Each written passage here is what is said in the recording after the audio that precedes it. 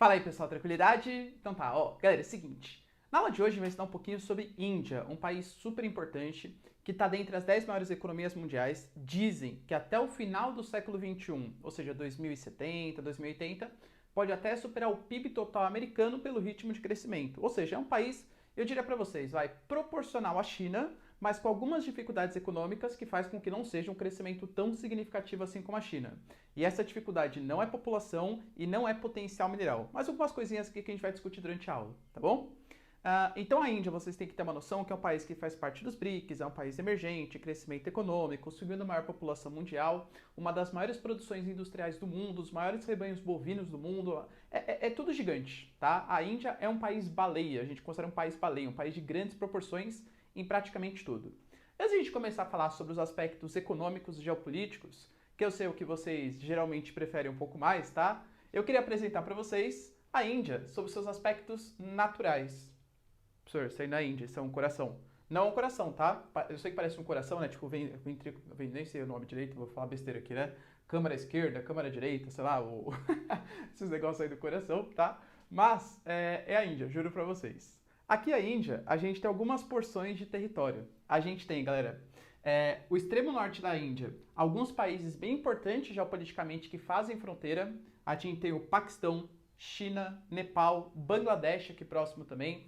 A gente não pode esquecer, galera, que Índia, Paquistão e Bangladesh eram um único país até 1947, até a conquista da sua independência, e depois algumas disputas religiosas e geopolíticas separaram, mas formaram também disputas de território, como por exemplo a Caxemira, que a gente vai discutir ao longo da aula, tá?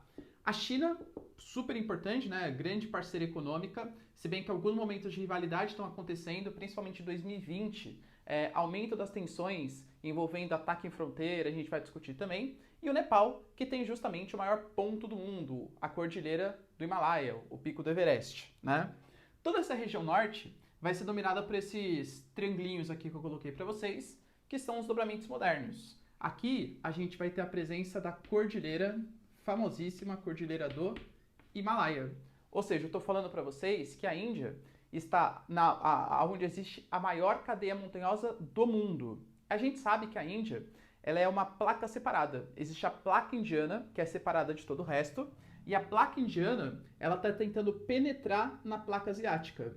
E aí a gente vai ter países como o Paquistão, China, o restante do continente asiático, e a placa indiana vindo de encontro. Quando essas duas placas se chocam, vai ter a formação de um dobramento moderno. Essa região, então, extremamente elevada, extremamente alta e muito favorável também à formação de terremotos, abalos sísmicos, vulcanismos e todos os fenômenos sísmicos aí que a gente conhece, que acontece por conta desse choque, desse encontro de placas tectônicas, tá? A Índia, ela pertencia à placa de Gondwana, que era a placa que fazia parte do hemisfério sul, né, onde os países hoje, América do Sul, África, etc. E essa parte da placa se soltou e está indo em direção à placa euroasiática. Por isso a formação desses dobramentos modernos. Daqui, dessa região mais alta, nascem vários rios, tá? Você tem ali a bacia do Ganges Brahmaputra, etc. Eu coloquei para vocês os dois mais importantes, que é o rio Indo e o rio... Brincadeira, tá? Eu sei que rio Indo voltando. O rio Ganges e o rio Indo. O rio Ganges, muito importante do ponto de vista até mesmo religioso, né? Durante a religião predominantemente na Índia, que tem a ver também com as características econômicas, geopolíticas, é o hinduísmo e é considerado um rio sagrado. Então o rio Ganges ele tem a sua importância tanto econômica, abastecimento, geração de energia, etc. E tem a sua importância religiosa, humana também, tá? Muito importante.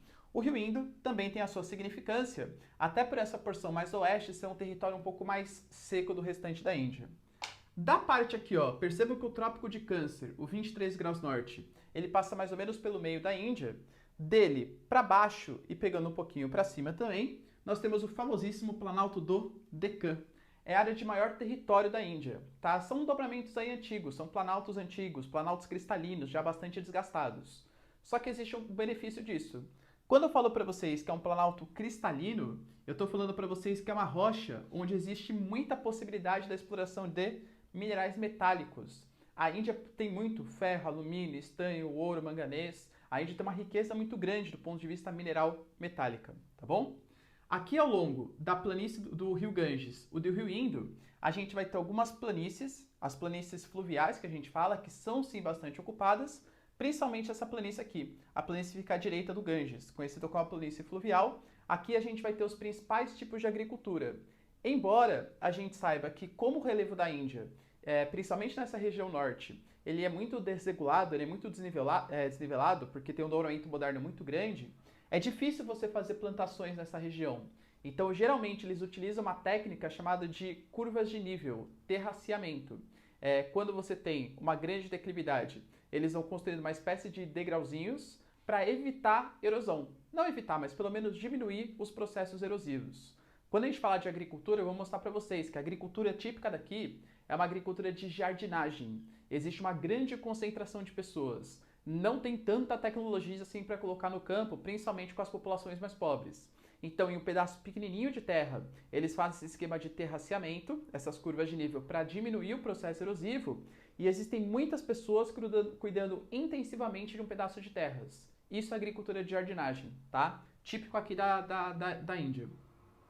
Já essa porção mais a noroeste, mais próximo da fronteira do Paquistão, é um grande deserto, conhecido como famosíssimo, professor famoso para você, né? Deserto de Thar. Essa região é uma zona de alta pressão atmosférica, expulsa ventos úmidos, impede a chegada de massas geralmente mais úmidas.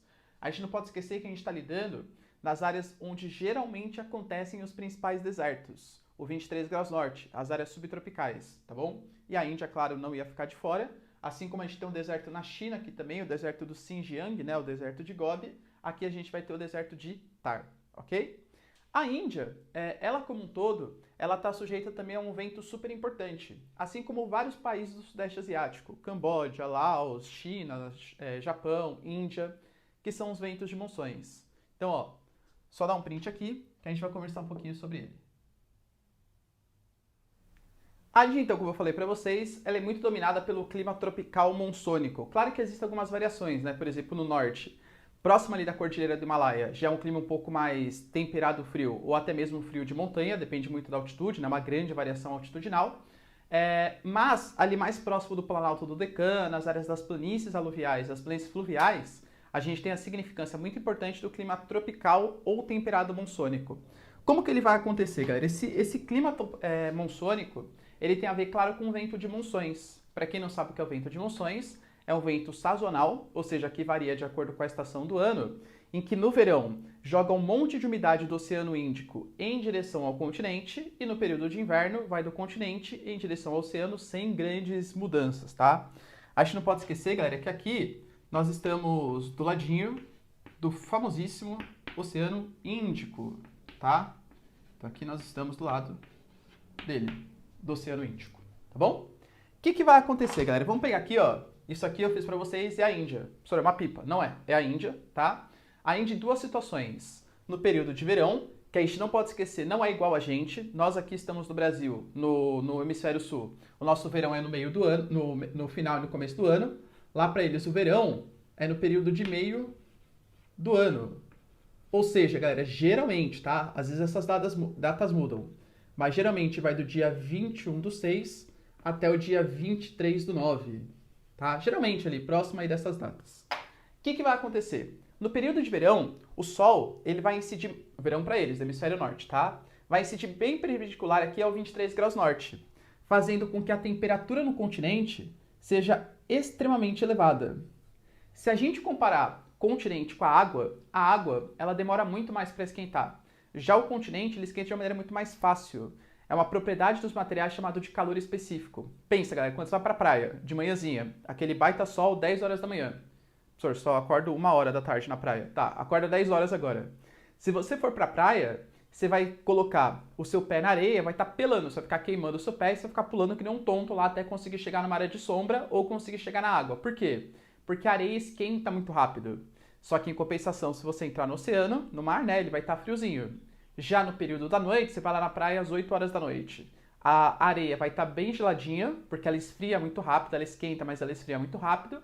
Em compensação, a água ainda vai estar com o calor que ela absorveu durante o período da manhã. Ela demora mais para conseguir esfriar. Então, no período de verão, quando o sol começa a iluminar aqui o continente, a temperatura fica extremamente elevada no continente. Já o oceano fica com uma temperatura menorzinha. Isso vai fazer com que o continente indiano, no período de verão, se torne uma zona de baixa pressão atmosférica, enquanto o oceano se torne uma zona de alta pressão atmosférica. O que vocês têm que saber sobre isso que eu estou falando? Que uma zona de alta pressão é o ar mais denso, é o ar mais concentrado, é um ar que tende a expulsar moléculas, tende a formar vento, expulsar vento. Já uma zona de baixa pressão é o ar mais quente, é o ar mais leve, expandido, é como se fosse um vácuo de atmosfera que existe naquele espaço. Então, toda vez que a gente tem a diferença de pressão, tende a ter a formação de vento. Vento nada mais é do que isso. Vento é uma tentativa de equilíbrio das pressões atmosféricas. Ele sempre sai da zona de alta pressão para a zona de baixa pressão. Então, ó, durante o verão, alta pressão, porque está mais gelado, está no oceano, já baixa pressão está no continente. Zão. Zão. Zão. Esse vento aqui é conhecido como as monções. Monções, no caso, de verão. Galera, é um vento que está se formando bem em cima do oceano. Então ele é um vento extremamente úmido. Eu diria para vocês que as monções de verão é como se fosse um bombardeamento de umidade em direção ao continente, em direção à Índia, China, Japão. Só que tem um agravante aqui nessa situação. Se vocês se lembram, aqui nós temos a predominância de dobramentos modernos. É só o maior dobramento moderno do mundo, que é o Himalaia. Então vem esse monte de vento úmido das monções, barra nessa cordilheira montanhosa e forma chuvas. Chuvas, galera, é conhecida como chuvas orográficas. Chuvas orográficas. Chuvas de relevo. Essa região é a mais chuvosa do mundo no período de verão. Não sei quando vocês estão assistindo essa aula. Se vocês estão assistindo no período de verão do hemisfério norte, procura lá na internet. Coloca assim, ó, no Google Notícias, enchente Índia. Eu aposto que você vai achar. Por quê? Porque sempre tem. Sempre tem, galera. É uma coisa natural. Durante o período de verão, as monções se formam, liberando um monte de umidade em direção à China, Bangladesh também, né? Todos os países do Sudeste Asiático, formando grandes enchentes aqui nessa região, tá bom? Essas são as monções de verão. As monções de inverno não é que elas não existem, mas elas são menos impactantes, então elas são menos comentadas. Se a gente for pegar aqui no período de inverno, o que vai acontecer, galera? Justamente o contrário, né? No período de inverno, o Sol saiu aqui do hemisfério norte, tá lá no hemisfério sul agora, ou aqui no hemisfério sul, né? Claro. Então o continente, ele vai esfriar mais rápido. Então o continente agora, pela própria característica dele, vai ter uma temperatura menor, formando um centro de alta pressão atmosférica. Já o oceano vai ter uma temperatura maior, formando um centro de baixa pressão atmosférica. Então as monções de inverno, elas vão acontecer, galera, mais ou menos aqui nesse sentido. Isso aqui são as monções de inverno. Professor, por que eu nunca ouvi falar nessas monções de inverno? Porque elas se formam no continente. Então, em geral, é um vento mais seco que está soprando do continente em direção ao oceano, sem grandes novidades. Aqui vai mudar bastante, né? Por quê? Porque esse monte de umidade, aliás, faz com que o Sudeste Asiático tenha alguns produtos bem típicos. Cara, quem nunca foi num restaurante japonês, chinês, até mesmo indiano, o cultivo de arroz é muito forte. Arroz geralmente precisa de áreas mais inundadas, planícies mais inundadas. Culpa aqui das monções de verão. Tudo bem?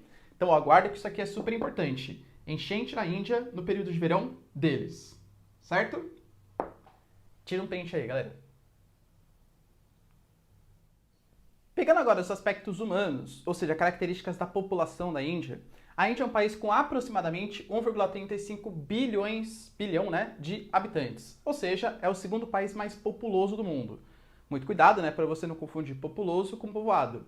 Populoso, estou falando da população absoluta do país, independente da área. Povoado é a densidade demográfica, ou seja, a concentração de pessoas por quilômetro quadrado, tá bom? A Índia é os dois, essa é a verdade. A Índia não é um território tão grande assim, e a Índia é um país extremamente populoso, com 1,35 bi. Logo menos, tá atrás da China ainda, mas logo menos vai superar os chineses, a gente já vai ver o porquê, tá? É um país com uma altíssima densidade demográfica também, principalmente concentrado nas planícies ali, principalmente na planície do Ganges, tá? Que tem uma importância cultural, importância religiosa. e econômica também bastante significativa, inclusive pelas plantações, pela agricultura, de jardinagem, etc. Tá? É um país com baixo IDH. Se a gente for pegar a Índia, galera, não, IDH é o Índice de Desenvolvimento Humano, ele pega índices de renda, saúde e educação. A Índia, infelizmente, tem sim uma elite intelectual extremamente boa, que faz ali desenvolvimento de software super importante, um setor de serviços bem desenvolvido. Mas por que tem tanta gente boa? Porque é um país muito grande. Tem muita gente boa, mas mais ainda gente ruim. Gente ruim no sentido assim de falta de acesso à educação, saneamento, transporte, saúde, etc. É um país com uma enorme desigualdade, tá? Grande desigualdade social. E isso reflete, claro, no seu baixo IDH. Apesar disso, a Índia tem um alto crescimento vegetativo. O que é o crescimento vegetativo? É a continha que você faz. Você pega a taxa de natalidade do país e subtrai a taxa de mortalidade. Ou seja, quanto a gente nasceu, menos quanto a gente morreu. O crescimento vegetativo da Índia é alto, principalmente se comparado aos outros países com a mesma economia da Índia. Professor, como assim? Falei pra vocês, eu falei que a Índia vai superar a China? Vai, dentro de 10, 15 anos aí no máximo, já superou os chineses com uma maior população mundial. Por quê? A China, ela conseguiu, na sua década de 70, adotar a chamada política do filho único. Então o Estado obrigou as pessoas a terem só um filho por casal. Principalmente na China, que era um Estado socialista à época, hoje mais ou menos, né? Mas como Mao Tse Tung era um Estado socialista, o Estado tem que fornecer educação, transporte, saúde, segurança, etc. Todos os benefícios sociais. Para uma população muito grande não dá muito certo. Só que eles são uma ditadura. Então o Estado chinês foi lá e obrigou. Não, só pode ter um filho por casal, senão vocês vão pagar impostos, vocês vão ser presos, uma série de coisas. A Índia não. A Índia até tentou fazer políticas antinatalidade. Para uma população dessa proporção, em um país tão pobre como a Índia, gera sim mazelas sociais, gera sim problemas sociais. Só que essas políticas antinatalidade, elas nunca deram muito certo. Tá? O governo não consegue implantar essas políticas. Por quê? Primeiro, por um problema, entendam bem, tá? Nesse caso, chamado de democracia. Aí, a China, que eu falei pra vocês, você vai lá e implanta, fala assim, não, ó, agora só pode ter um filho por casal, se já é mais que um vai ser preso. Na Índia não existe isso. Sempre foi um governo muito mais democrático. Você pode fazer campanhas de conscientização, etc. Mas o Estado interferir em quantos filhos você pode ter por casal, galera, por favor, né? O pouco de liberdade é sempre bom, tá? Pelo amor de Deus, tá? Então a democracia que existe no país, mais ou menos 50% da população indiana ainda é uma população rural e, de novo, né, geralmente no campo, as pessoas tendem a ter mais filhos. Isso é verdade, né? Porque não tem muita televisão, aí não pensa dessa maneira, tá? Não é por lazer que eles têm muitos filhos. A tendência é que na cidade, no campo, você comece a encarar um filho de uma maneira diferente. No campo, você tem um filho, tô falando assim, sociedades mais ou camponeses, sociedades mais pobres, tá? Hoje o campo, existem vários campos extremamente modernos que não é mais dessa maneira. Mas, em geral, nas sociedades mais camponesas, mais pobres, quando você tem um filho, ele completa ali os seus 5, 6, 7 anos, já vai começar a trabalhar na lavoura, pelo menos aprender a trabalhar. Se for uma menina, ela vai começar a trabalhar dentro de casa, vai se formar uma dona de casa, enfim, né? Esse é o pensamento ainda um pouco mais reacionário, um pouco mais conservador. Então o filho, no campo, funciona como se fosse uma espécie de mão de obra. Já na cidade, não. Na cidade, talvez você, se mora na cidade, né? Você pode falar até muito melhor do que eu. Caso você tenha um filho, o custo que você vai ter com aquele cara para conseguir se formar é extremamente elevado. Ele vai começar a ir para a faculdade. Se for para a faculdade, às vezes nem começa a trabalhar até o final da faculdade. É tudo o custo que vai girando.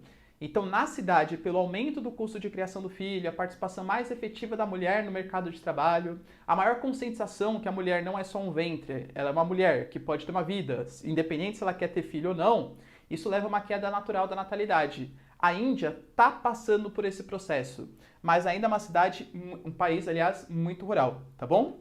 E a questão religiosa. A questão religiosa, galera, é extremamente forte. A gente tem na Índia uma sociedade hindu. O hinduísmo é uma religião que ela divide toda a sociedade em castas.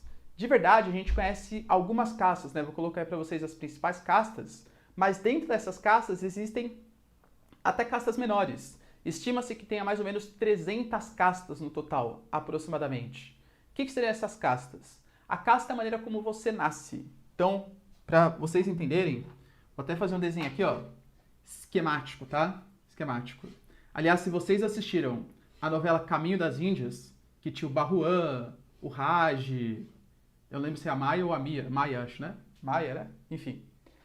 Imagina que isso aqui é a sociedade indiana. Uma sociedade praticamente estamental. Uma sociedade que não há mobilidade, pelo menos pela religião. Quando você nasce o seu espírito, aqui está o seu espírito, ó. Aí eu entro no mundo terreno. Aê, nasci, etc. Para o seu espírito se desenvolver, ele tem que passar por todas as provações da casta mais baixa. Então ele vai nascer como um pária, como um Dalit, que nem era, por exemplo, o Barruan, Márcio Garcia, e vai passar por todas as dificuldades. Vai ter péssimos empregos, não vai conseguir nem olhar diretamente para o rosto de uma pessoa de uma casta superior, etc. Aí ele passou por todas essas provações. Na próxima encarnação, ele vai nascer numa casta mais elevada. E aí vai passar por dificuldades também. Não vai achar que é uma vida fácil, não. Mas vai ser menos difícil. Aí vai passar por todas as provações, morreu. Aí na próxima encarnação, ele nasce numa casta mais alta, passa por todas as provações, até que ele vai nascer no topo aqui da casta mais alta, aí beleza. É uma vida de grandes riquezas, aproveitar a vida terrena, a vida material, até que na próxima encarnação ele já não vai mais precisar reencarnar, já atingiu o mundo ali, sei lá, galera, da perfeição, né? Já atingiu o estado máximo absoluto, percebe? Então, o que isso tem a ver com a taxa de natalidade? A sociedade indiana acredita que quanto mais filhos, pela religião, tá? Quanto mais filhos você tiver, mais você está acelerando esse processo, mais você está purificando o número total de almas. Então, é uma maneira de você ajudar a religião, de você purificar aquela população. Professor, tem uma dúvida. Como que eu sei qual casta que eu sou? De acordo com o seu nascimento. Se os seus pais são Dalits, você é Dalit. Se os seus pais são párias, você é pária. Se os seus pais são Brahmanes, Brahmanes é uma das castas mais altas. Aliás, sabe a cerveja Brahma, a número 1? Vem justamente de Brahmanes, tá? Se os seus pais são Brahmanes, você é Brahmane também. Pra você ter uma ideia. Eu vou nascer na casta mais baixa, eu vou nascer na casta mais baixa, e aí eu me mato logo quando eu tiver 5 anos. Aí na próxima encarnação eu já nasço numa casta superior, me mato de novo, e aí eu vou cortando o caminho. Não existe isso, tá, galera? Você tem que passar por todas as provações. O hinduísmo é uma sociedade que acredita muito no karma, na reencarnação e no karma. Então por isso, a gente já na Índia, pessoas com 5, 6, 7, 8, muitos filhos, para acelerar esse processo. Hoje, o hinduísmo, ele não é mais oficial do Estado, tá? Não a Índia é um Estado laico, não existe mais a obrigatoriedade do hinduísmo. Tanto que a gente tem sikhs, cristãos, muçulmanos, outras religiões da Índia. Mas o que predomina, mais ou menos uns 80% da população, ainda é hinduísmo. Ainda são os hindus. Certo? Tira um print aqui, galera. A Índia, como eu falei para vocês, é um território com grandes desigualdades. E isso reflete, inclusive, da própria maneira como a Índia foi urbanizada. A gente percebe que, em geral, megacidade, ou seja, cidades com mais de 10 milhões de habitantes, elas estão concentradas em países subdesenvolvidos, onde a urbanização ela foi muito mais rápida, mal planejada e concentrada. Que é o caso, por exemplo, do Brasil. O Brasil, galera, a gente tem Rio de Janeiro e São Paulo. Por que são as duas megacidades? Porque, de uma hora para outra, grande parcela da população foi e ocupou, desenvolveu, em questão de 10, 20 anos, tá? No caso da Índia, é a mesma coisa. Então você tem grandes aglomerações. Aglomerações, claro, que não têm o devido acompanhamento de infraestrutura, oportunidades. Então é muito comum nas maiores cidades da Índia você ter uma grande concentração, primeiro de poluição, né? Porque a Índia tem uma matriz energética extremamente dependente do carvão mineral. Então a poluição na Índia ela é muito significativa, principalmente nas principais cidades aqui, né? As 3 megacidades, Mumbai, Delhi e Calcutá. Calcutá, galera, que talvez vocês conheçam pela Madre Teresa de Calcutá, mas não é só ela que existe ali, tá bom? São as 3 maiores megacidades que existem na Índia. Mas existem outras cidades importantes. Bangalore, por exemplo, que é conhecido como o Vale do Silício Indiano, também tem uma grande concentração populacional, grande produção de conhecimento. Mas são cidades com muita violência, muita desigualdade social, problemas de transporte, infraestrutura, saneamento, tudo que assim, é que aqui no Brasil, a gente como um país muito desenvolvido, a gente não sabe muito bem o que é isso, claro, né? Você vai pegar São Paulo, imagina, tem problemas sociais em São Paulo, desigualdade, questão de moradia, isso não existe, né? Claro, só na Índia existe. Então percebam, brincadeira, claro, né? Que a Índia, ela é bem parecida com o Brasil, e muitas vezes até mais desorganizado. Quem nunca viu aquelas famosíssimas imagens que passam pela internet do trânsito da Índia? Aí vem a bicicleta por aqui, o carro por aqui, os caras vão fazendo tipo, umas curvas assim, ó, que se você estivesse lá, você já tinha morrido no primeiro minuto. Isso é a Índia, tá extremamente caótico, organizado, concentrado. E isso gera, claro, grandes mazelas, falta de oportunidade e desigualdade social, tá bom? Mumbai, Delhi e Calcutá são as 3 maiores megacidades. Se a gente for pegar da diversidade étnico-religiosa, que nem eu falei para vocês, a religião que predomina é o hinduísmo, aquele todo sistema em castas, etc. Já foi a religião oficial do Estado, hoje não é mais. Eu até coloquei para vocês que a Índia hoje é um Estado laico, ou seja, o Estado não tem uma religião oficial. Ah, entendi, o Ricardo falou então que o hinduísmo não tem importância na Índia. Não falei isso. Por exemplo, o Brasil é um Estado laico, verdade? Mas se você pegar no nosso Congresso Nacional, se você pegar no Poder Executivo, no Poder Judiciário, existe uma imagenzinha ali de Cristo, na cruz. Influência muito forte do cristianismo nas próprias tradições do Brasil. Na Índia é a mesma coisa, não existe uma religião oficial do Estado. Isso não quer dizer que o hinduísmo não tenha a sua parcela de importância ali, tá? Existem, por exemplo, deputados que são deputados religiosos, a bancada religiosa, que vota de acordo com o cristianismo aqui no Brasil. Na Índia é a mesma coisa, existem deputados políticos que vão pensar com a cabeça mais religiosa, seja muçulmano, seja sikh, seja hindu, enfim, qualquer tipo de religião que seja. Mas é um país que tem sim uma liberdade religiosa até que significativa. Então 80% hindu, 14% islâmico, principalmente concentrado no norte da Índia, e a gente já vai entender o porquê disso. Mas vai ter uma consequência também, que é a própria disputa pela Caxemira. A Caxemira hoje que é disputada entre principalmente Paquistão e Índia, e a China dando uns pitaquinhos ali, porque o Paquistão é de maioria muçulmana. O norte da Índia, a Caxemira, também é de maioria muçulmana. Faria muito mais sentido pertencer ao território do Paquistão. Mas não, pertence à Índia. Por que será? Vamos falar, aguardem, tá bom? Então 14% islâmico, principalmente no norte, querendo se separar, ali aderir ao Paquistão. 3% de Sikhs. Professor, quem são esses Sikhs? Eu diria pra vocês que é aquela típica imagem, sabe aquele preconceito que a gente tem? Sabe aquele carinha que aparece com o turbante na cabeça pra cobrinha subir? Isso é o estereótipo da religião dos Sikhs, né? Óbvio que tem muito mais do que isso. Olha como eu falei pra vocês que a liberdade religiosa é até que significativa. Durante muito tempo, o primeiro-ministro, o chefe do poder executivo na Índia, foi um Sikh, tá? É um Sikh. Então, apesar da grande parte da população ser hindu ou islâmica. Esses Sikhs, grande parte deles também querem a independência de uma parte do território da Índia, uma regiãozinha chamada de Punjab, tá? Então, olha quantos problemas ali territoriais existem na Índia. E os cristãos, que representam mais ou menos ali 2% da população e vivem espalhados no território indiano, tá bom? Vou reforçar de novo, não esqueçam que a Índia é um estado laico, embora exista influência religiosa. Beleza? Tira um print aqui, ó. Pegando um pouco o histórico da Índia, até para a gente conseguir entender os conflitos que levam a Índia hoje, né, com a China, com o Paquistão, etc., a gente tem que pensar um pouquinho quem foi a Índia. A Índia foi um país colonizado pelos britânicos, pelos ingleses. E de verdade, galera, não é qualquer colonização não, tá? A Índia, aliás, durante o período colonial indiano, sempre foi conhecido como a Inglaterra como a joia da coroa. Sabe, tipo, essa é a colônia. Esse é o país que a gente mais gosta. Riquezas minerais, riquezas agrícolas, especiarias. A Índia é sensacional. É o território, é o queridinho dos britânicos, tá? Aliás, para vocês terem uma noção, até hoje, Índia e Inglaterra mantêm uma relação comercial importante, significativa. Muitos indianos vão trabalhar na Inglaterra, produzir conhecimento. A Índia faz parte da Commonwealth, que é uma espécie de bloco econômico com algumas vantagens econômicas da Inglaterra com as suas ex-colônias. Quem já foi participante do Império Inglês, o mundo inteiro quase, tô brincando, né? Mas Austrália, Inglaterra, Canadá fazem parte da chamada Commonwealth, beleza? Então, produção têxtil muito importante, muitas especiarias sendo produzidas e uma agricultura que começou a se diferenciar entre a agricultura de plantation e a agricultura de jardinagem. Essa agricultura de plantation, eu me sinto mais confortável de não definir ela com tanta propriedade assim, por quê? Porque ela é um pouco mais conhecida de todo mundo, né? A agricultura de plantation é a mesma agricultura que teve aqui no Brasilzão, é nóis. É uma agricultura extremamente mecanizada na época não, né? Mas extremamente produtiva, voltada para exportação, monocultura, você só planta uma coisa em determinado espaço, voltado ao mercado externo, ocupa as melhores terras, tem os maiores investimentos.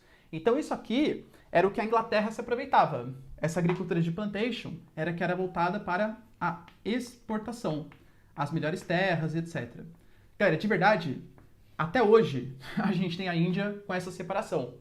As melhores terras voltadas para exportação, agricultura de plantation. A Índia é um grande exportador de arroz, de jutá, por exemplo, que é uma fruta bem importante para ele, trigo, milho, tá?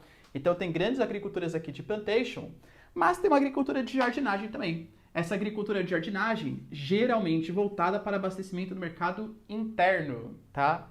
Essa agricultura de jardinagem, como que ela se configura? Eu acho que a palavra ela é muito explicativa. Quando você pensa no jardim, você tem um jardinzinho ali na sua casa.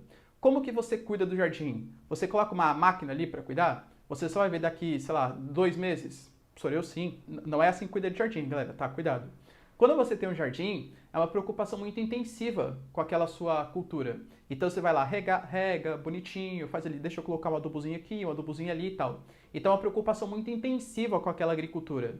Na Índia, a gente tem um relevo que ele é muito irregular, o que dificulta fazer grandes plantações, principalmente no norte, e muita gente. Então a gente tem muita gente para pouco espaço de terra, proporcionalmente falando. Então o cuidado é muito intensivo, você tem muitas pessoas por hectare. Então parece que a agricultura é quase um jardim, de tão intensiva que é a preocupação naquelas pessoas. Então uma agricultura com baixa mecanização, alta utilização de mão de obra, não é mecanizado, mas mesmo assim com uma alta produtividade, pelos cuidados intensivos que aquela população tem. Lembrando que um grande destaque é a técnica do terraceamento. Você constrói degraus ali na montanha, no dobramento moderno, não para evitar, mas para diminuir o processo de erosão. Porque erosão, escorregamento de terras, causa prejuízo na fertilidade daquele solo, fora que pode acontecer uma série de desastres, né? Deslizamento de terras, moradia, pessoas morrem, enfim. Então, terraceamento, esses degraus que são construídos, eles favorecem muito a agricultura naquela região, tá bom? Quando a gente pega em 1947, data decisiva aqui para os indianos e para os seus anseios geopolíticos até hoje, tá? A gente tem a independência da Índia. A independência da Índia, galera, é caso sine qua non, ó, falei bonito, hein? Na história do mundo. Por quê? Foi liderada por um carinha chamado de Mahatma Gandhi, grande líder pacifista. A Índia estava meio de saco cheio já, pós Segunda Guerra Mundial, né? A gente pode esquecer que a Segunda Guerra Mundial vai de 1939 até 1945. Pós Segunda Guerra Mundial, meio de saco cheio ali de pertencer aos ingleses e queria a sua independência. Existiam movimentos mais revolucionários, vamos matar os ingleses, aê, fogo na cabeça do inglês. Tinha gente que era um pouco mais pacífica, exemplo do Mahatma Gandhi. O Mahatma Gandhi foi o grande líder da revolução e pregou uma revolução por desobediência civil, ou seja, a Inglaterra mandava a Índia exportar alguma coisa. Não, não vou. Ah, não, mas tem que pagar os impostos para a metrópole. Não, não quero. Ah, não, mas tem que... Não, não quero. E assim ele conseguiu sua independência. Se eu terminasse aqui a aula, né, nesse momento, eu falaria, nossa, que estranho, né? A independência, assim, tipo, a Inglaterra não quis meter dar um tapa na cabeça dos indianos e tal. Não. Sabe por quê, galera? Olha o período que isso foi feito. 1947. 1947 é o período pós-Segunda Guerra Mundial. Quem é a Inglaterra depois da Segunda Guerra Mundial? Um país destruído. A Inglaterra, sim, estava do lado dos aliados, do lado dos vencedores. Mas será que venceu a Segunda Guerra? Custou muito dinheiro, destruiu infraestrutura, Estados Unidos e União Soviética liderando agora o mundo com a tal da Guerra Fria, percebe? Então os ingleses estavam muito mais preocupados em conseguir se reconstruir do que manter suas colônias, porque custava dinheiro, ocupação militar, acordos militares, etc. Então, meio que assim, não estou tirando o mérito do Gandhi, claro que foi um cara super importante, etc. Mas eu duvido que seria uma revolução pacífica se a Inglaterra realmente quisesse manter a sua colônia a ferro e fogo. Então foi uma coisa meio que de conveniência. Putz, os indianos estão enchendo o saco. Eu até queria continuar com eles, os caras são a joia da coroa, tá, mas... deixa. Não pode perder tempo nisso agora, tá? É mais ou menos essa ideia. A consequência que a gente teve desse movimento de independência é que a Índia era tudo uma coisa só. Índia, Bangladesh e Paquistão era uma coisa só, mas tinha uma grande diferença religiosa. A Índia, que a gente conhece como Índia hoje, de maioria hindu, Paquistão e Bangladesh, que a gente conhece hoje, de maioria muçulmana. Então a consequência foi a divisão religiosa da Índia. Antigamente, tudo isso que eu coloquei para vocês era a Índia. Pós 1947, esse território em branco, a Índia de maioria hindu, Paquistão ocidental de maioria muçulmana e Paquistão oriental também de maioria muçulmana, tá? Paquistão Oriental, galera, depois de um tempo, acabou virando um país que a gente conhece como Bangladesh. A gente conhece não, né? Porque eu nunca ouvi falar. Tá mal, hein, galera? Tem que conhecer, hein? Bangladesh. Índia, Hindu, Paquistão Ocidental e Paquistão Oriental eram um único país, depois algumas divergências geopolíticas fazem os dois se separarem e surge Bangladesh. Só que teve um pequeno problema. Um território aqui, ó, que pegava um pedacinho da China, a China tá aqui, os chineses, o norte da Índia e uma parte do Paquistão. Esse território chamado de Caxemira, ó. A Índia falou, ô Paquistão, eu sei que esse território é de maioria muçulmana, mas é meu, você sabe, né? Paquistão, o quê? Território, imagina, esse território tem que ser meu, de maioria muçulmana. Não, eu quero. Vão começar as disputas. Com a China, só observando aqui. Mas por que essa Caxemira é tão importante? Meu, se é muçulmano, dá logo pro Paquistão. Não é bem assim, tem algumas importâncias econômicas que a gente vai discutir, tá? Só que antes de a gente discutir isso, dá um print aqui, ó. Pegando então o conflito da Caxemira, o que seria esse conflito da Caxemira, né? Aqui eu coloquei para vocês um mapinha esquemático da Índia, a China e o Paquistão. Essa região norte da Índia, pegando um pedacinho do Paquistão e um pedacinho da China, é o que a gente chama de Caxemira. É um território de maioria muçulmana, tá? Lembrando que aqui a China também tem um movimento separatista super importante no seu sudoeste, que são os tibetanos, aqui é onde está o Tibete. Então essa região é bastante conflituosa, tanto parte do Paquistão, da Índia, como também da China, envolvendo Índia e Paquistão e envolvendo conflitos internos da China também. Tá bem tensa essa regiãozinha. A Caxemira, então, de maioria muçulmana e a maior parte está na Índia. Falei para vocês que a divisão da Caxemira, aliás, a divisão da Índia, ela foi feita, né, inicialmente a sua independência em 47, Índia, Paquistão Oriental, Paquistão Ocidental, 1971, Paquistão Oriental se transforma em Bangladesh e a principal forma de divisão foi a maioria religiosa. Se a Caxemira é um território de maioria muçulmana, por que então que essa região não fica para o Paquistão? Porque a Índia não quis. Essa é a verdade. Ó, esses territórios aqui que tem menos importância eu até dou para vocês. Agora Caxemira jamais. Por quê? A Caxemira é uma regiãozinha de rotas comerciais. A gente não pode esquecer que a gente está falando do norte da Índia, que é uma região de enormes dobramentos modernos. A Índia é um país geograficamente isolado. Isolado porque é como se fosse um muro de 7 mil metros cercando a Índia. A região onde passam as principais rotas comerciais, um pouco mais planas, menos dificuldade, as principais rodovias, por onde realmente tem transporte, é pela Caxemira. Se a Índia perdesse o controle da Caxemira e desse para o Paquistão, isso ia isolar bastante geograficamente o território indiano.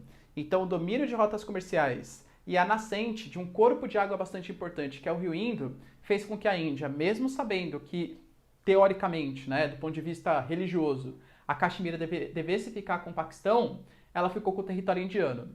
No final das contas, o Paquistão não reconhece, a Índia também não reconhece. Os conflitos aconteceram durante décadas, aliás, acontecem até hoje. Para vocês terem uma noção, tamanho conflito, vai chegar na década de 70, os países do mundo vão criar um acordo.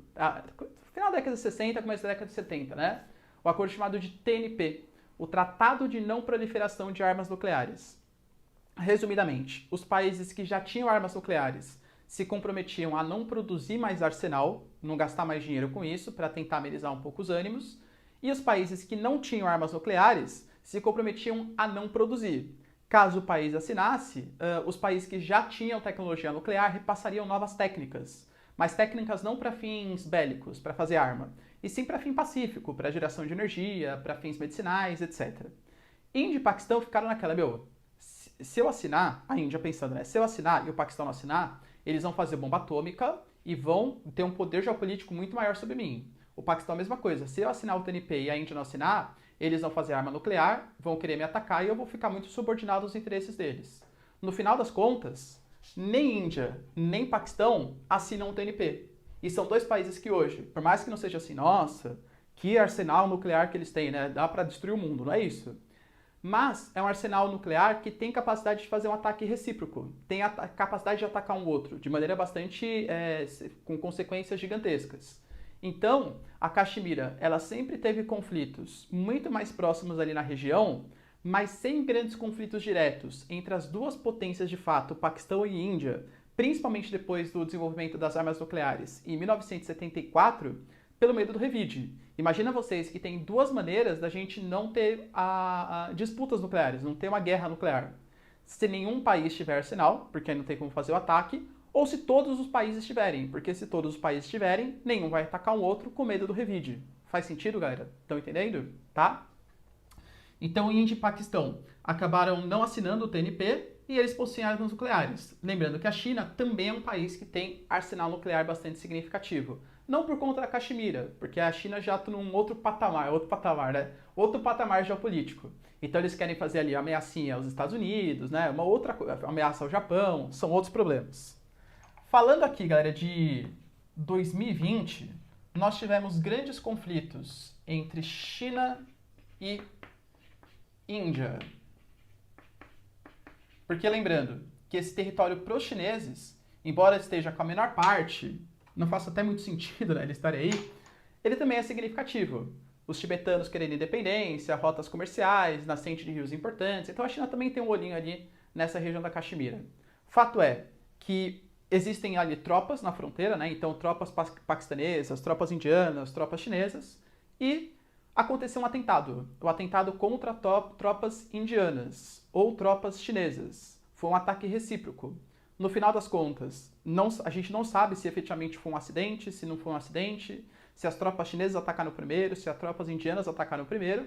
Fato é que está aumentando o nível de intensidade, está aumentando a animosidade entre os dois países pela disputa da Caxemira. A Índia, por exemplo, esse ano baniu, 2020, baniu um monte de aplicativos chineses, o TikTok foi banido, outros aplicativos foram banidos. As relações que estavam bem próximas por conta dos BRICS, Brasil, Rússia, Índia, China e South Africa, acabaram se afastando por conta desses conflitos e constantemente no ano de 2020 a gente teve ataques nas fronteiras. De novo, né? Um ataque não é muito oficial do Estado, porque a Índia não tem o culhão ali de atacar os chineses diretamente, assim como a China também não vai querer entrar em guerra com os indianos para atacar os indianos. Mas sabe quando o soldado faz alguma coisinha ali, outra coisinha ali, e você não sabe se efetivamente é uma coisa oficial do Estado? É mais ou menos essa situação. Então tá num clima de ameaças ali entre China e Índia. Ou seja, se a questão mais grave sempre foi envolvendo os dois, hoje o problema da Caxemira também está envolvendo uma disputa bem grande entre China e Índia. Não que isso aqui tenha amenizado, hein? Mas entre China e Índia, na região da Caxemira, tá ainda mais intenso o problema. Certo? Então, ó, tira um print. Do restante do tempo da Guerra Fria, a Índia ela sempre tentou se consolidar como se fosse um país liderança do terceiro mundo. Índia e Sérvia, tá? Foram as grandes... E Iugoslávia na época, né? Foram essas grandes lideranças. A Índia liderou até a Conferência de Bandung, em 1956, que tentava fazer... Porque imagina o seguinte, ó, durante a Guerra Fria, você tinha os países de primeiro mundo, países capitalistas, países de segundo mundo, os países socialistas. E quem não era nem capitalista aliado aos interesses americanos e nem socialista integrado aos interesses soviéticos. Ficar de fora. Esses eram chamados países de terceiro mundo. A Índia e a Iugoslávia foram os países que tentaram liderar esse movimento. Só que esse orgulho, essa tentativa de autonomia durou pouco, tá? Por quê? Porque o dinheiro acabou, tá? Sinceramente, assim, o mais possível, o mais direto que posso ser é isso. Acabou o dinheiro. E aí, os Estados Unidos ajudou a Índia com a chamada Revolução Verde. A gente já vê já o que é isso, tá? Mas é muito importante para a própria história da Índia.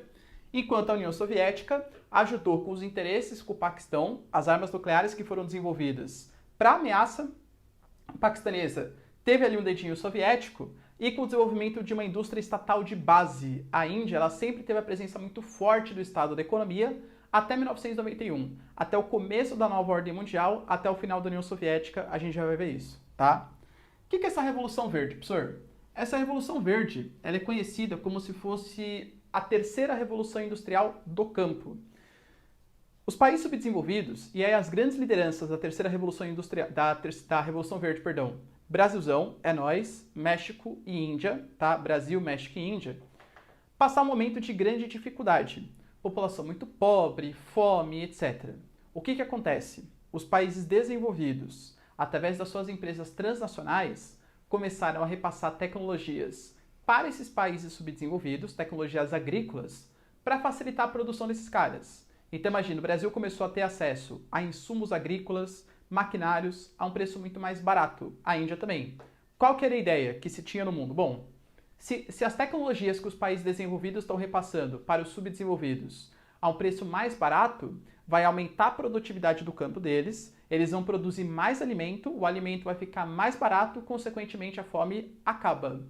E aí, galera, foi isso que aconteceu? Hoje o Brasil não tem fome por causa da Revolução Verde? Claro que não, né? Vamos pensar qual foi a consequência? Mesmo com os insumos agrícolas, maquinários, fertilizantes, etc., ficando mais baratos, quem teve acesso a esses produtos, a essas novas tecnologias, não foi o camponês. Não foi o cara que produz para o mercado interno, que abastece a população no mercado interno. Foi o grande proprietário, o cara que produz para exportação, o cara que vende os alimentos. Então, o que acabou acarretando essa Revolução Verde foi uma concentração fundiária ainda maior. O latifundiário, que já era muito mais rico, conseguiu ficar ainda mais rico porque a diferença tecnológica aumentou demais. E aí aumentou a concentração fundiária, aumentou a exportação de alimentos, reduziu a área da agricultura familiar, da agricultura de jardinagem na Índia, ou seja, ficou cada vez menos alimentos para o mercado interno e mais alimentos para o mercado externo. A Revolução Verde na Índia e em todos os países, ela aumentou a produtividade dos ricos, mas ela aumentou demais a desigualdade econômica entre os mais pobres e os mais ricos no campo. Então, aumenta a exportação, reduz a produção de alimentos no mercado interno, aumentou o nível de contaminação do solo, porque são mais pesticidas, mais fertilizantes, muito mais coisa que está sendo utilizado, e aumentou a fome nos países subdesenvolvidos, porque ficou menos alimento para importação, mercado interno, e mais alimento para o mercado externo. Ou seja, foi um fracasso do ponto de vista social. Economicamente, aumentou a exportação de alimentos, o que é importante para manter uma balança comercial favorável, mas socialmente, prejuízos, tá bom? Já da União Soviética, armas nucleares, né, para combater os paquistaneses, e uma indústria estatal bastante significativa. Tá, professor, beleza, entendi. E a Índia hoje? Quem é a Índia hoje? Eu diria para vocês que a Índia ela mudou muito depois da nova ordem mundial. A gente tem 3 períodos geopolíticos. O período da Revolução Industrial, que vai até o final da Segunda Guerra Mundial, a Ordem da Guerra Fria, que vai do final da Segunda Guerra Mundial até o fim da União Soviética, ou a queda do Muro de Berlim, 89 e 1991, e a nova ordem mundial, que é a ordem que a gente está hoje, né? Enfim, é uma desordem mundial. Essa nova ordem mundial, quem é a Índia na nova ordem? A Índia já ingressou na nova ordem, porque, lembrando, ela manteve relações muito próximas, principalmente com a União Soviética. Do metade da Guerra Fria para frente, relações muito fortes com a União Soviética, que ajudou até no desenvolvimento aí das suas armas nucleares. Mas a Índia, ela entrou na nova ordem com uma proposta liberal, tá? O Estado extremamente corrupto na Índia, então a presença estatal muito forte, o Estado muito grande, burocrático. A Índia começou privatizando um monte de empresas, abriu a economia, aumentou os juros para atrair investimentos estrangeiros, desregulamentou o mercado financeiro, mais ou menos o que o Brasil fez também, em menor grau, no Consenso de Washington, na proposta neoliberal. Então é uma proposta de abertura econômica que a Índia fez. E a Índia tem um potencial gigantesco. Imagina, galera, na época, 1 bi de habitantes de mercado consumidor. Tem ali muitas matérias-primas, tem uma localização extremamente estratégica, próxima da China, próxima da Rússia, próxima do Japão, próxima dos Estados Unidos. Então, uma localização extremamente estratégica, a Índia começou a atrair muitos investimentos. A Índia, ela que eu falei para vocês no começo da aula, é como se fosse uma mini China, do ponto de vista de crescimento. Cresceu quase tanto quanto a China. Menos, né? Mas quase tanto quanto a China com essa proposta mais liberal. Hoje é um dos principais países que recebe esses investimentos estrangeiros. Só não recebe mais porque é um país subdesenvolvido e tem algumas carências. Alguns fatores locacionais não combinam muito. O trânsito é muito caótico, os meios de comunicação eles são muito bem desenvolvidos em algumas regiões e péssimos em outros. A infraestrutura de transporte, escoamento de produtos também não é das melhores, então sofre tudo que os países subdesenvolvidos ou países emergentes sofrem, tá? Em questão infraestrutural, em questão de fatores de atração industrial, atração de investimentos. Mas mesmo assim, o potencial é tão grande que recebe bastante, tá? A Índia hoje, está entre a 6ª ou a 7ª economia mundial, depende muito qual órgão, né, qual organismo você olha, mas é uma das maiores economias do mundo e crescendo. A tendência é que até o final do século supere os americanos, não supere os chineses, mas supere os americanos em PIB total. PIB per capita não, porque tem muita gente, né? Mas o PIB total supere os americanos. Configurou então, nos anos 2000, como um país emergente. E aí eu coloco para vocês a participação, por exemplo, nos BRICS. Só que o que são esses BRICS? Uma agência de investimento norte-americana chamada Goldman Sachs falou assim, gente, se vocês investirem nesses países aqui, ó, Brasil, Rússia, Índia e China, vocês vão ter sucesso. Então invistam nele que é certeza de crescimento. Tá, beleza, já entendi a cara de vocês, tá? Sobre o Brasil? Então, na época sim, tá? Cristo Redentor decolando, Brasil país do século XXI, tal, enfim, mais ou menos, né? Fato é, galera, que a Índia passou a ter um outro papel no sentido geopolítico. Então, um país emergente, atrai investimentos. A Índia começou a fazer parte do G4. O que é esse G4, professor? São 4 países que defendem uma reforma no Conselho de Segurança Permanente da ONU. Hoje, o Conselho de Segurança Permanente da ONU é formado por Estados Unidos, Rússia, China, França e Inglaterra. Existem 4 países que queriam fazer parte do Conselho de Segurança, formando 9 países. Brasilzão, é nós, Índia, Alemanha e Japão. A Índia, então, quer ingressar no Conselho de Segurança Permanente da ONU. Hoje o grupo está mais enfraquecido. O Brasil, por exemplo, não contesta, não quer mais tanto entrar para o G4 assim. Já quis muito mais nos anos 2000, tá? Começou a fazer parte do G20. O G20 é as 20 maiores economias do mundo. Tanto o G20 financeiro, que são essas 20 maiores economias do mundo, quanto o G20 comercial, que são 20 países que brigam pelo fim dos subsídios agrícolas dos países desenvolvidos. Ou seja, a Índia começou a ter voz, é isso que eu estou falando. A Índia se posicionou. Hoje você sabe quem é a Índia no cenário geopolítico, quem são os parceiros, quem são os rivais. A Índia hoje tem uma parceria muito significativa com a Rússia, por exemplo, e uma inimizade cada vez mais crescente com a China, principalmente pela questão da Caxemira, tá bom? Do ponto de vista econômico, exportação agrícola corresponde ainda a 20% do PIB, ou seja, é um país bastante rural, mais da metade da população, mais ou menos metade, está no campo, então é um país ainda bastante ruralizado, com a produção de chá, algodão, trigo, arroz, juta e tabaco, são as principais exportações, tá? Do ponto de vista de serviços e industrial, eu destacaria 2 coisas para vocês. Telecomunicações, tanto de produção de tecnologias relacionadas a telecomunicações, quanto às telecomunicações em si, o setor de serviços. Professor, como assim? A Índia, ela tem muitos call centers. A Índia tem uma facilidade, colonizada por britânicos, os caras falam inglês. Vamos pegar uma empresa americana. Sabe aquela empresa que vai ligando para você, enchendo a paciência? Ô, você quer comprar tal coisa e tal? Cara, se for colocar nos Estados Unidos, essa empresa vai ter que pagar um salário pesadíssimo, altos custos. Os sindicatos ali, eles podem encher um pouco mais a paciência, enfim, né? Não é legal. Vai ser muito mais caro. Já na Índia, é uma mão de obra extremamente barata e que fala inglês. Olha que beleza. Então, hoje as empresas, elas para contratarem esses serviços de telecomunicações, estão instaladas principalmente em Mumbai. Eles contratam indianos, que são muito mais baratos. Esses indianos ligam para a casa dos americanos com sotaque indiano. Não vou fazer porque eu não sei nem o sotaque americano de verdade. Imagina o indiano, tá? Faz um hello, enfim, tá? Mais ou menos, tá? Ligam com sotaque indiano para convencer os americanos a comprarem seus produtos. Aliás, né, telecomunicações em Mumbai, os call centers, quem nunca viu o filme Quem Quer Ser o Milionário? O garotinho, por exemplo, trabalhava num call center, que é típico ali de Mumbai, na Índia. Mas o outro setor que também vem se destacando é o setor de desenvolvimento de informática, de softwares. Bangalore, por exemplo, na Índia, é conhecido como o novo Vale do Silício. O Vale do Silício tradicional, lá em São Francisco, feito depois da Segunda Guerra Mundial, ainda hoje, né, tem a Google, Apple, um monte de coisa. Mas Bangalore, por ser muito mais barato e por ter um nível de conhecimento, a gente não pode esquecer que a Índia, tá, ela é uma população muito grande. Então você tem uma elite ali que é extremamente inteligente. Faço a referência para vocês de novo do The Big Bang Theory. Professor, não sei o que é isso. The Big Bang Theory é um seriado, né, que tem aqueles nerdzinhos e tal. Tem o Raj. O Raj é um indiano que produz conhecimento na Índia e ele acaba até passando pelo processo de fuga de cérebros. Por quê? A Índia, por mais que invista em produção de conhecimento, etc., não é uma referência como Estados Unidos e alguns países europeus. Então, os maiores cientistas indianos, pela facilidade da língua também, eles são convidados, que é inglês, né? Eles são convidados a produzir seu conhecimento nos Estados Unidos e produzir seu conhecimento em alguns países europeus, principalmente no Reino Unido, que tem uma ligação muito forte ainda com a sua antiga joia da coroa, com a sua antiga ex-colônia, tá? Mas então você tem uma elite ali intelectual muito forte, que produz muito conhecimento. Bangalore, por exemplo, é conhecido como o novo Vale do Silício, lá na Índia, embora a fuga de cérebros, a fuga de cientistas, ainda seja bastante relevante. Beleza, galera? Deu para entender?